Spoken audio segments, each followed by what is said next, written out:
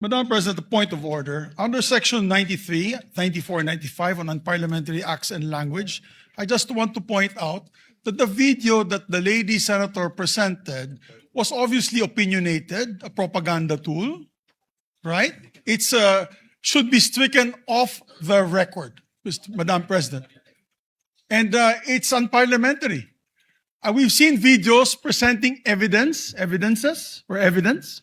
on issues that are taken up on the floor. Senator Tulfo always comes out with videos showing people being mauled, people being abused for the information of this body to act on that particular issue. But to come up with an opinionated piece like that, ganong klaseng video na propaganda, na showing intrigue. Kasi ako, Madam President, hindi naman ako sang-ayon sa people's charter change.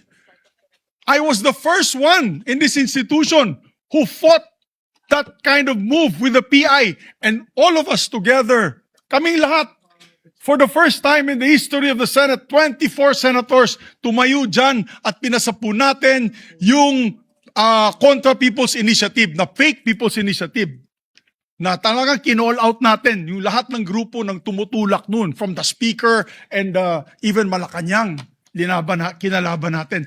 Kaya wala kaming kinalaman dyan. Bakit sinama kami dyan sa propaganda na yan? Na dahil kami, Duwag 11? Ano ba yan? Bulaga 11?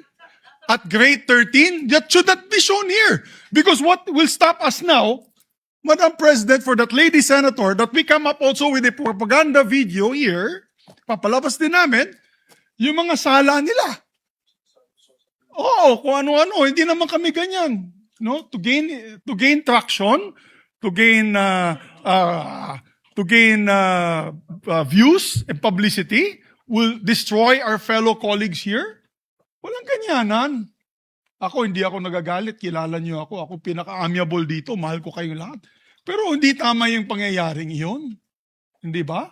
Kung galit po kayo, magsalita po siya dyan, mag-aalis siya sa gobyerno niya. Mag-aalis siya sa kapatid niya. Murahin niya kapatid niya. Pero wag naman niya idamay yung mga tao na walang kinalaman dyan. Katulad yan, never ako kinausap ni Senate President Soto.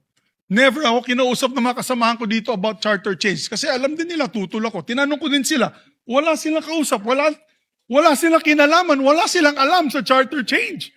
This whole group is just nodding, shaking their heads. There is no such thing. Inday-badiday na ba tayo dito sa Senado? Kaya nga sinasabi, we're a circus.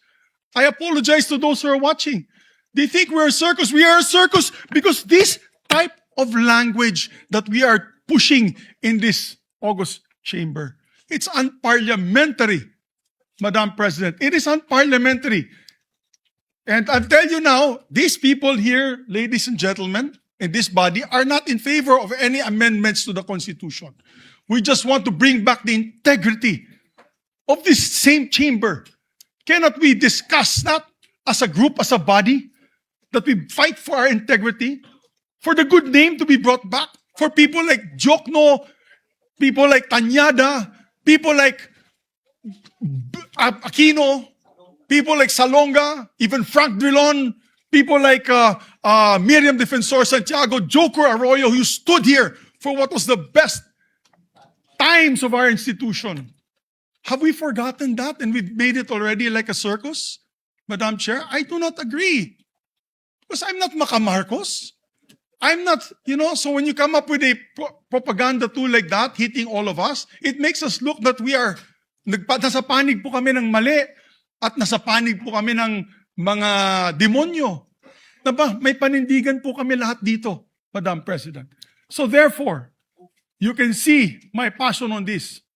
I move to strike the horrible propaganda video off the records of this great institution, Madam President.